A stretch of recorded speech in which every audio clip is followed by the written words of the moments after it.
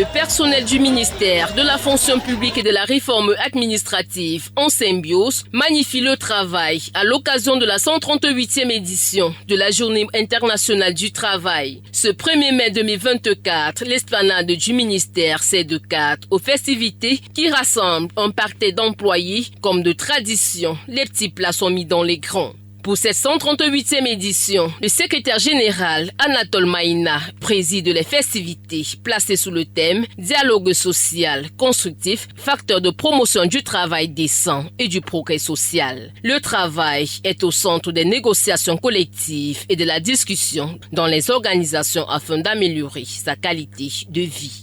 Comme chaque année, c'est un réel plaisir pour le MINFOPRA de communier avec vous ce jour à l'occasion de la célébration de la 138e édition de la Fête internationale du travail.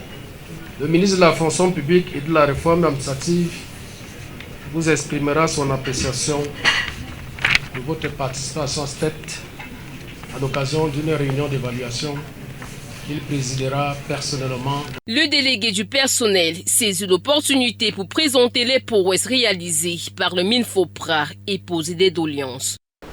Vous convenez avec moi qu'à pareille circonstance, l'ensemble de la communauté des travailleurs marque un temps d'arrêt pour célébrer les avancées observées dans leur carrière ou se tourner vers leur hiérarchie afin que celle-ci mettre les bouchées doubles en vue de l'amélioration des conditions de travail. Plusieurs temps forts meublent cette commémoration, notamment des prestations artistiques, la remise des prix d'un montant de 50 000 francs au personnel méritant et 500 000 francs CFA au meilleur personnel du MINFOPRA. Le SG recommande la collaboration personnelle. Le dialogue social constructif est essentiel pour la cohésion sociale et la stabilité économique.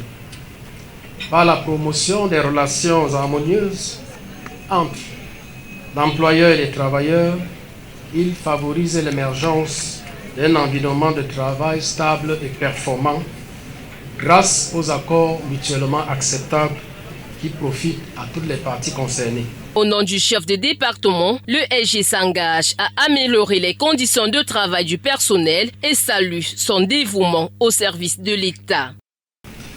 Chers collaborateurs, dans le cadre du dialogue social constructif, en dépit des contraintes d'ordre sécuritaire, économique et financier, le gouvernement camerounais s'est engagé depuis plusieurs années, non seulement à résorber le chômage, mais aussi à veiller à ce que, dans le secteur privé que dans le secteur public, toutes les conditions soient réunies pour assurer des emplois décents aux citoyens. Les promus se disent satisfaits et expriment leur reconnaissance à l'ensemble du personnel et à la haute hiérarchie. Pour moi, c'est beaucoup de chaleur, c'est beaucoup de reconnaissance et de gratitude à l'endroit non seulement des collaborateurs, des collègues et de la hiérarchie. Et c'est beaucoup plus une interpellation à encore plus d'ardeur au travail. Merci à Monsieur le ministre de la fonction publique. Je voudrais dire infiniment merci à Monsieur le ministre qui a eu cette initiative de primer les agents et remercier également ma hiérarchie, Madame le délégué de la fonction publique et de la réforme administrative de l'Ouest et tous mes collègues qui m'ont coopté et dire que cette lourde charge qu'ils ont posée sur mes épaules, je promets de tenir cette lourde charge et de mener à bout mes fonctions.